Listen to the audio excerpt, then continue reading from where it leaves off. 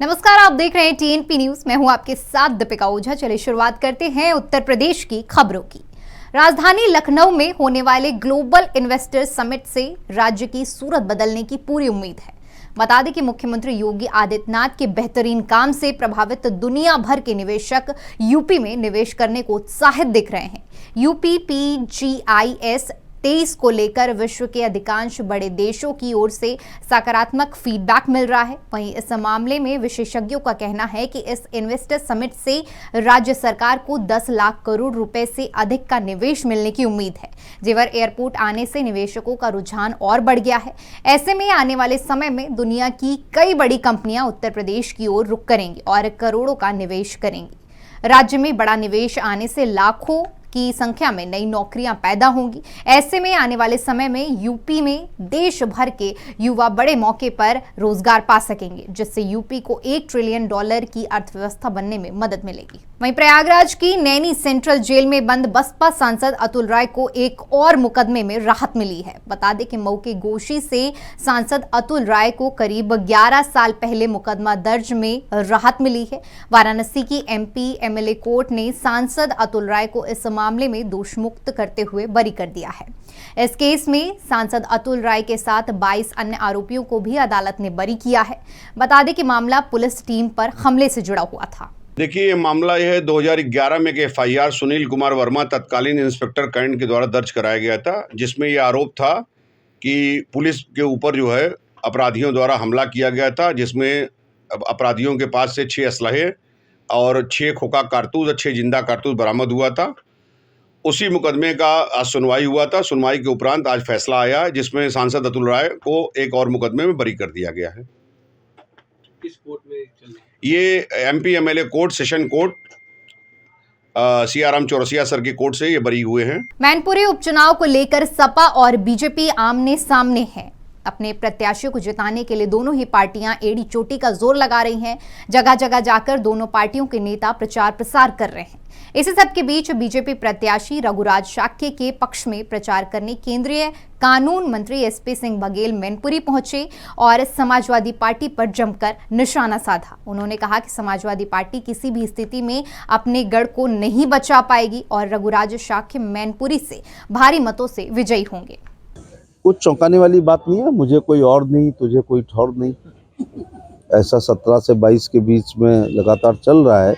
और चाणक्य जी ने बहुत साल पहले कहा था कि यदि राजा कोई बहुत लोकप्रिय होगा तो दुश्मन के दुश्मन हमारे दोस्त के सिद्धांत पर दुर्लभ संधियाँ हुआ करेंगी। ऐसी ही दुर्लभ संधि सपा और बसपा की 19 में हुई थी और शिवपाल जी के, अखिलेश जी के। आपको पुराने दिखाना चाहिए। कल एक बयान था कि नहीं, हमारे अंदर कभी मतभेद नहीं थे। इनके मतभेद भी थे और मनभेद भी थे, और जिसकी अभिव्यक्ति समय समय पर दोनों लोगों ने खूब की है। वहीं सहारनपुर में आयकर विभाग की टीम ने 5 जगहों पर छापेमारी की, जिसमें शहर के नामचीन हार्डवेयर व्यापारी, शहद कारोबारी, ज्वेलर, प्रॉपर्टी डीलर के घर समेत ऑफिस और गोदामों पर छापेमारी की गई। इतना ही नहीं, इनकम टैक्स की एक टीम शहर के सबसे बड़े चार्टर्ड अकाउंटेंट के घर पर दस्तावेज खंगाल रही है। छापेमारी की शुरुआत इन्हीं के घर से शुरू हुई थी। बता दें कि 10 गाड़ियों में पहुंची आयकर विभाग की टीम प्रपत्रों को लेकर गहन छानबीन कर रही है। वहीं मथुरा पुलिस की एक हैरान कर देने वाली रिपोर्ट सामने आई है। पुलिस की इस रिपोर्ट पर कोर्ट को भी यकीन नहीं हो पा रहा है। पुलिस की बात सुनकर जज भी हैरान रह गए। बता दें कि यहां नशेड़ी चूहों द्वारा 881 किलो गांजा खा जाने का मामला सामने आया है, जो कि चर्चा का विषय बन गया है। गांजे को चूहे द्वारा खा जाने की यह बात पुलिस ने बाकायदा अपनी रिपोर्ट में कोर्ट में कही है।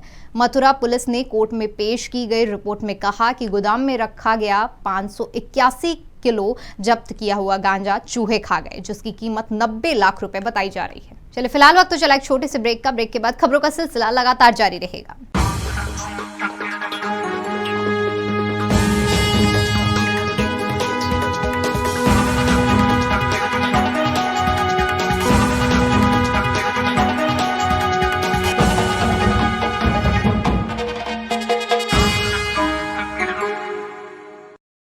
ब्रेक के बाद एक बार फिर से आपका स्वागत है। रुक करते हैं अगली खबर का। बदायूं के जिलाधिकारी ने महिला अस्पताल का औचक निरीक्षण किया और खामियां दिखाई देने पर स्टाफ को चेतावनी दी कि उसमें सुधार किया जाए। अगर सुधार नहीं हुआ तो कार्रवाई की जाएगी। साथ ही उन्होंने महिला चिकित्सा अधिकारी को महिला अस्पताल में सुधार करने के लिए स्थानीय स्तर और मुख्यालय को प्रस्ताव भेजने की बात भी कही और कहा कि हमारा काम है हम मरीजों को बेहतर से बेहतर सुविधा मुहैया कराएं। वहीं राजधानी एक्सप्रेस में चढ़ते समय टीटीई के धक्का देने से घायल हुआ फौजी उपचार के दौरान जिंदगी से जंग हार गया। बता दें कि 17 नवंबर को बरेली जंक्शन पर राजधानी एक्सप्रेस में चढ़ते समय गिरने से राजपूताना राइफल्स रेजिमेंट की यूनिट 24 के फौजी का एक पैर कट गया जबकि दूसरा पैर कुचल गया था। फौजी की ट्रेन में तैनात टीटी से सीट को लेकर कहासुनी हो गई थी।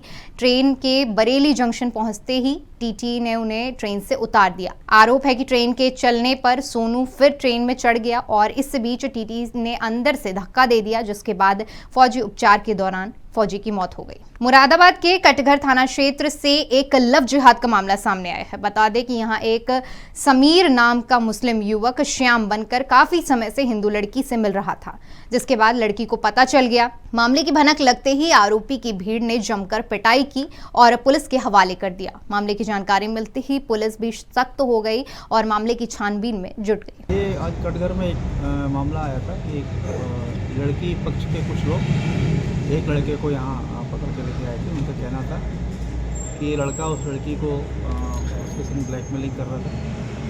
ये पिछले करीब 1.5-2 महीने से उसके साथ इनसे बातचीत इनकी हो रही थी और लड़की से इन्होंने बीच में उस लड़के ने कुछ पैसे भी लिए थे, जैसा उसने बताया है। उसका कहना था कि इसके पास सोशल मीडिया के माध्यम से आपस में इनका परिचय हुआ था, तो उसके पास इनके चैट्स और फोटोज़ थे जिसको लेके उसका कहना लड़की को उसका कि उससे डिमांड कर रहा था, उससे ब्लैकमेल कर रहा था। सुप्रीम कोर्ट के सख्त निर्देशों के बाद भी चाइनीज मांझे का कारोबार जारी है। ताजा मामला बहराइच का है, जहां अस्पताल में जिंदगी की सांसों के लिए जूझ रहा एक शख्स बाइक पर किसी काम के लिए बाहर निकला था। तभी पतंग उड़ा रहे बच्चों के चाइनीज मांझे की चपेट में आ गया और उसकी गर्दन बुरी तरह से कट गई, जिसके बाद उसे गंभीर रूप से इलाज के लिए अस्पताल में भर्ती कराया गया है। फिलहाल युवक की हालत नाजुक बताई जा रही है। अपना काम दिखाने के लिए लानवान जयसवाल के वहाँ काम करते हैं, तो जा रहे थे, उतने में जो है कोई पतंग उड़ा रहा था, वही मंझा इनके आगे से पड़ा। ये गाड़ी से बाइक से जा रहे थे, वही गर्दन पे लग गई, वही गिर पड़े। अच्छा, ये कहाँ का हादसा हुआ है? ये इंदिरा स्टेडियम के पास हुआ है। अच्छा, और बता रहा था गाड़ी से कहीं जा रहा था और अचानक जो है गले में दर्द हुआ और शायद मंजे से कट के आया है।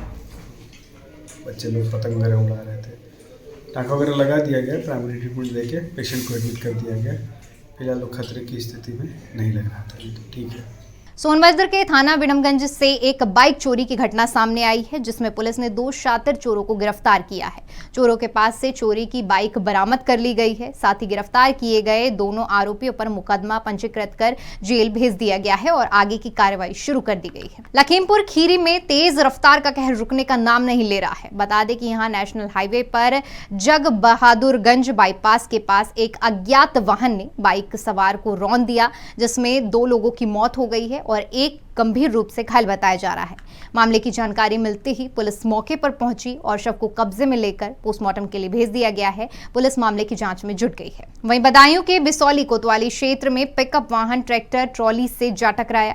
हादसे में एक युवक की मौत हो गई, जबकि लगभग 18 लोग गंभीर रूप से घायल हो गए हैं, जिसके बाद सभी को आनंद फानन में जिला अस्पताल में भर्ती कराया गया। मामले की जानकारी मिलते ही पुलिस मौके पर पहुंची और शव को कब्जे में लेकर पोस्टमार्टम के लिए भेज दिया गया है। साथ ही पुलिस मामले की जांच में जुट गई है। सर वहाँ तंदूरी के पास भात पहनाने गए थे, वहाँ से वापसी हो रहे थे। वापसी होने के बाद गाड़ी ट्रॉली से टकराई थी, उसमें कुछ लोग, काफ़ी लोग घायल हैं। कितने लोग हैं करीब घायल? करीब हैं सर 1.5 दर्जन की करीब। अच्छा जी सर। फिर उसके बाद चंदवान की मौके पर मौत हो गई थी। अच्छा जी सर। तो घायलों की क्या कंडीशन है? घायलों की काफ़ी चोट गहरी हैं। अच्छा, गंभीर हैं चोटें। चले फिलहाल के लिए उत्तर प्रदेश की खबरों में इतना ही। देश और दुनिया की तमाम बड़ी खबरों के लिए देखते रहिए TNP न्यूज़। नमस्कार।